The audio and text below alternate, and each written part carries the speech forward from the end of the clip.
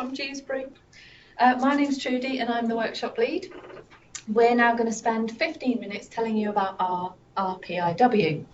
We chose to review the process of performance reporting for the speciality business meeting, and this is our project form.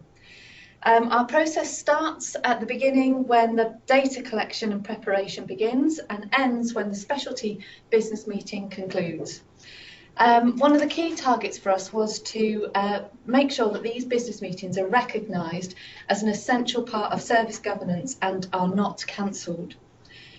We aim to optimise the time that teams spend problem solving rather than preparing and collecting information. So on the next slide, you'll see that this is the meeting structure within the organisation. Trust board at the top, and this shows how the speciality business meeting reports into divisional performance meeting, finance and performance meetings, into resource and performance committee through to trust board. Hello, my name is Jason Matthews. I've been the team leader for this RPIW. I'm going to start with the target progress report. In terms of the total lead time, there was a lot of variability when we did our observations between the 25 different specialities, but we averaged the total lead time out at 10.8 days, and our sponsor set as a target to reduce that by 50%. In terms of setup, the target was to reduce the number of mouse clicks to access performance and financial data, which currently stands at 162, and we set a very challenging target to reduce that down to 2. We also had a number of targets for creating standard work for meeting templates, a standard list of key performance indicators, and a process for audit and escalation. On to TAC time, the actual subject matter of this RPIW meant that the TAC time measure was not particularly meaningful, but we calculated it anyway, and it came out at just over 3 hours. Moving on to the current state value stream map, there were currently 5 main cycles that covered the production of performance and finance data, the analysis of that data, preparation for the meeting itself, and as I mentioned, the total lead time was 10.8 days on average. And of that, only 3.9% was adding any value, with 96.1% adding no value, and that largely been down to inefficient data and report preparation, and then the delay until the business meeting takes place itself. Hello, my name is Lenore Ogilvie and I'm a non-executive director. The team identified 40 wastes, and those wastes cover things like multiple business managers collecting and producing information for their relative specialty, producing that information and then not using it, producing information and having it out of date by the time of a specialty business meeting, specialty business meetings not taking place at all after all that work had been done, and that was particularly observed leading up to the RPIW. And finally, the information being produced but not being used to support improvement. We addressed all 40 wastes. My name is Ian Kathleen, I'm a business manager within surgery.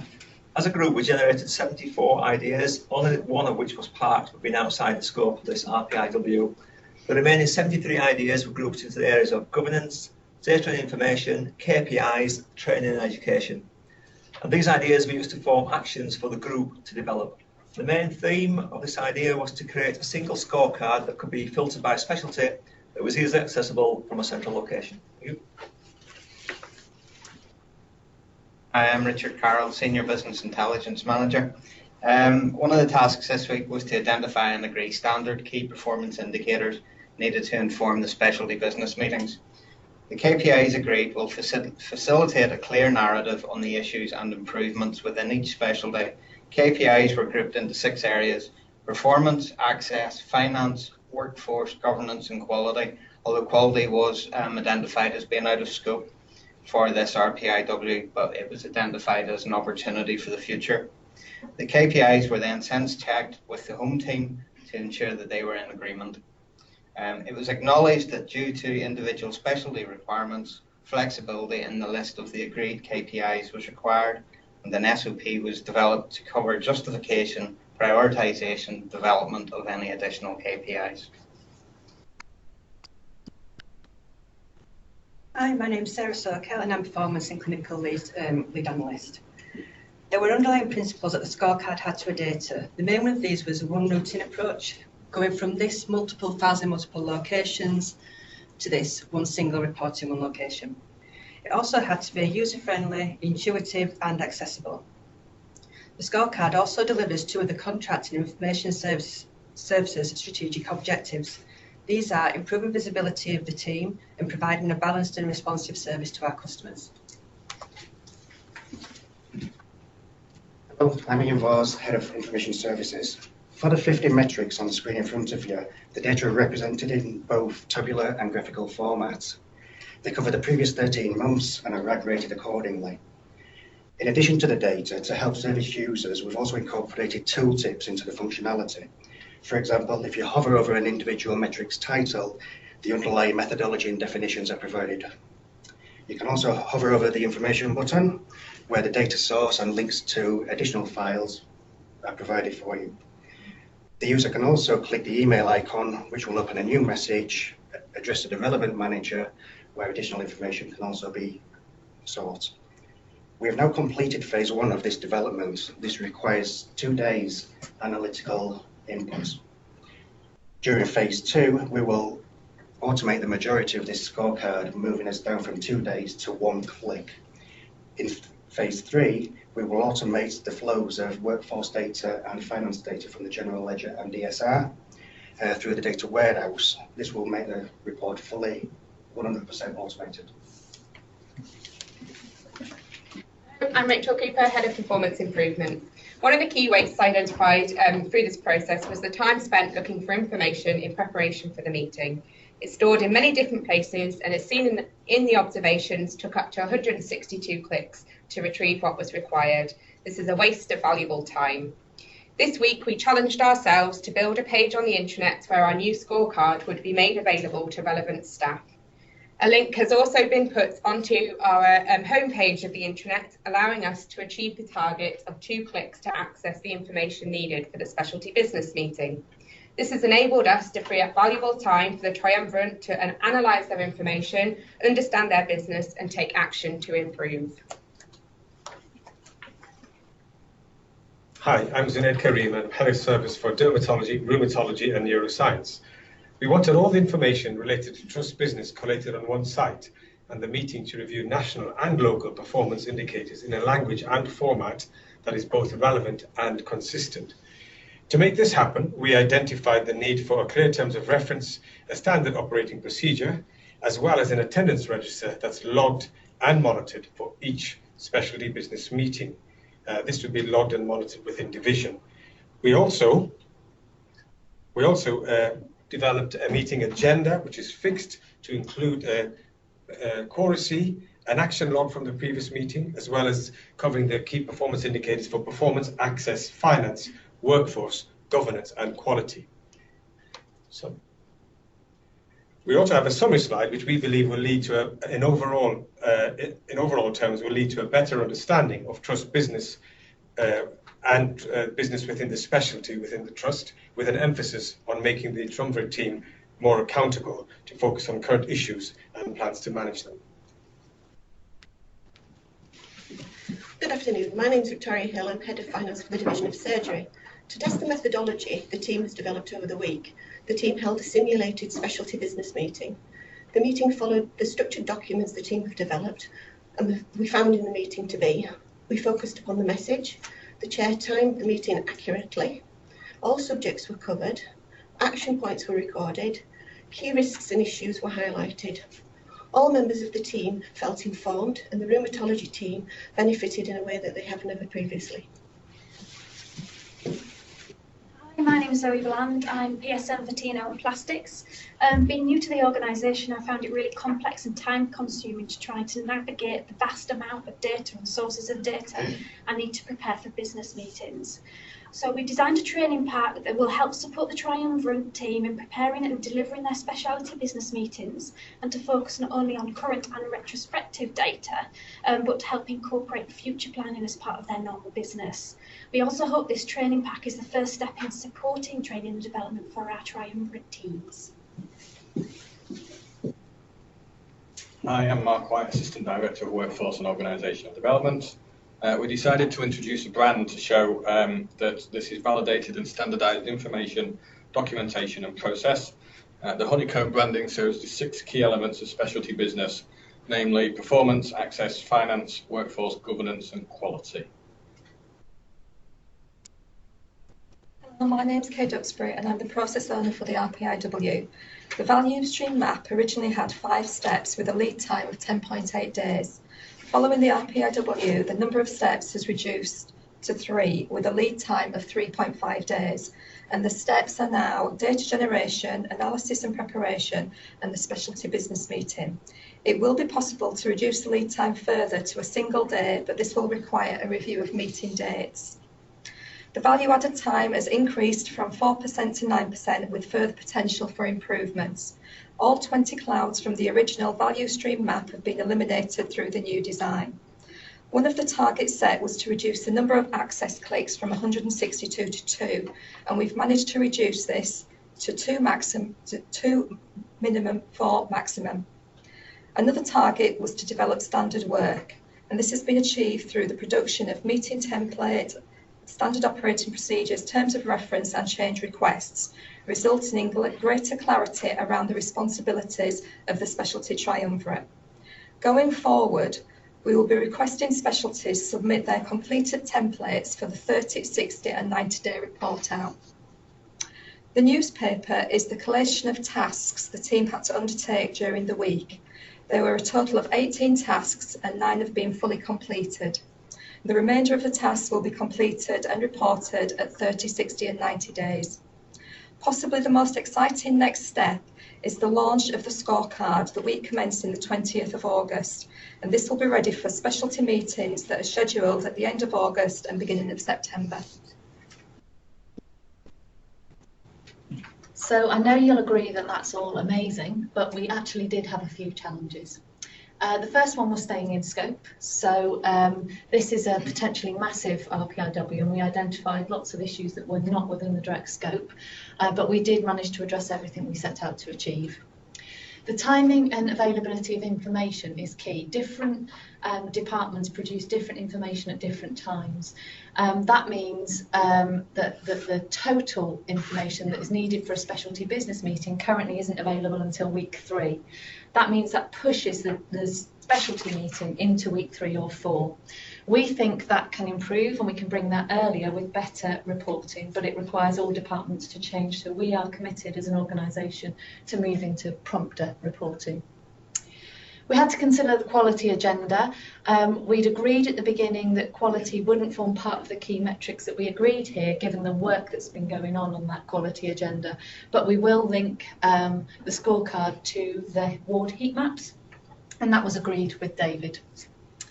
The home team is vast because it's organisational, so we relied very much on email, and engaging the home team was difficult as there was not lots of face-to-face conversation.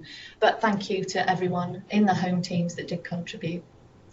Agreeing the KPIs was a challenge because there are so many that we could choose as an organisation, but we chose the KPIs that were representative of our strategic and operational direction of travel. They won't be exhaustive, and they are a minimum set that are applicable to all specialties, although we accept that many specialties will need to add to these to deliver their core business. And also we needed to ensure that any changes align to future planning and developments that are ongoing.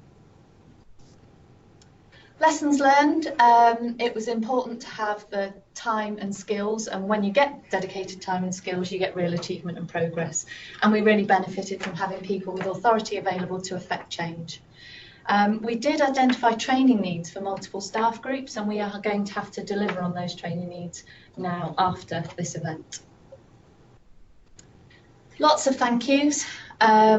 Thank you to all people who took the time to read the documents that we sent out and provide feedback. We haven't included Martin on there, but thank you to Martin who helped with all the work. Thank you to Joe Mott who helped us from Nets, and of course a big thank you to our sponsor Joe Halliwell, who you'll hear from in a minute. She committed a lot of time in the lead up to this and during this week to support us, and sent us all grey the challenges that she sent us. Okay. As I said earlier to our team, this is probably the most gorgeous team that you'll ever see. And I just have so little more that I can say other than aren't we fantastic. One thing to add is third along, you'll see it's Rachel, it's her birthday today. So we'd all like to say happy birthday to Rachel. And thank you very much for listening. Joe, over to you.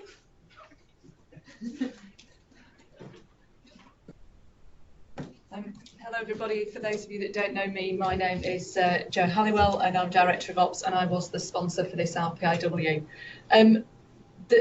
I have to say, out of all of the RPIWs that I've been involved in, I think it's been a real privilege to be involved in this one, not least of which is the expression on people's faces when I talked about the 2 clicks methodology. I cannot even describe, and Ashen just doesn't quite go far enough. And I think the fact that the team went full circle from complete disbelief to we're going to do it if it kills us, and have done it, I think is absolutely amazing. I've worked in the NHS for more years than I care to divulge this afternoon, and I have to say one of the most heated debates I have ever seen in the history of my clinical and managerial career is whether a scroll constitutes a click, which constitutes something we need to count. So although we've got 2, 3, maybe 4 clicks, I have to say my ask was 2, and I'm standing by that. But I think from the complexity you'll see in the original planning work of the amount of work and duplication and time and the waste wheel that the team generated this week that reflected that, to eradicate all of that in one RPIW, I think is fantastic. And I think the real test for this will be the feedback that the operational teams give when it actually gets out and running. And I know the example was given about the simulated business meeting that the team went through this week, and the feedback I got from that was that was an absolute cathartic experience for those people that went through that business meeting. So if we can replicate that across all of the other specialties, that would be fantastic. So massive thanks from me. I think the team have done an amazing job, and I think this is one that is going to be felt in repercussions throughout the entire trust moving forwards. So congratulations from me and very, very well done.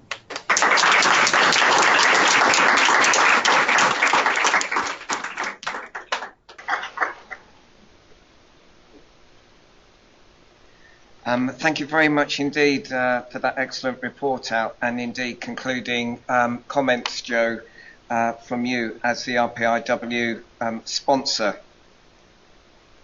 Like you, what came across to me, I should say actually, you probably can't see just how many people are in the lecture theatre here, but I would say it's at least half full. It's one of the sort of most populated report outs that I can recall seeing. I thought what was amazing was the challenge, actually, 162 clicks down to 2. And it's not surprising, you know, just how time consuming it must be for PSMs to prepare for a specialty business meeting. I just can't imagine the frustration that they must have felt or do feel until the rest of this month in doing the 162 clicks. Just unimaginable. Lead time of 10.8 days, 97% of which is non-value adding. Absolutely great that all 40 wastes that were identified have been incorporated into the new ways of working. 73 out of 74 ideas, absolutely very impressive as well. And I would imagine there were lots of ideas supporting the concept of a single scorecard. And I think the key to this is the easier it is for people to access information, the much more chance there it is likely to be regularly accessed and utilised to inform decisions. And one of, I think, a very important phrase that comes to mind is that we use information to learn and not to judge. And we use information to learn about those things that we need to improve and those things that we're doing well, and we need to understand why we're doing well so we can keep maintaining that standard. And replacing multiple sources of information, you know, with a single version of the truth in one place that is accessible to everybody that needs to know, I think is absolutely fantastic. I was also really pleased to see the standard work developed for the specialty business meetings, and also the tight monitoring of whether they're held in the first place. I must say that was the one concern that I had at the start of your RPIW report out, was you identifying that some specialty meetings don't even take place. I feel also very good, which was mentioned twice actually, about the guidance stroke training pack that's been developed to support these new arrangements, and indeed that was referenced at the end. And quite often with RPIWs, the issue about the skill mix matrix and the identified training needs can get overlooked, and of course it's absolutely essential to support and guide and teach people in the new way of working to help ensure it's fully embedded and is effective as it appears to be in the testing that you've done today or this week. Value stream map has been simplified with just 3 steps. The amount of value adding time I think has tripled, if I remember your slide correctly, and really look forward to what it feels like to the specialty business teams from the 20th of August onwards. And it should be, you know, a really interesting 30-day report out as to how it has worked in the first month. So many congratulations to all of you in the away team. Thank you again to you, Joe, for sponsoring it and setting such a brilliant sponsors challenge. And also congratulations to Trudy and Jason, both of whom have been certified. I mean, certified as leaders in the Mid Yorkshire Quality Improvement System.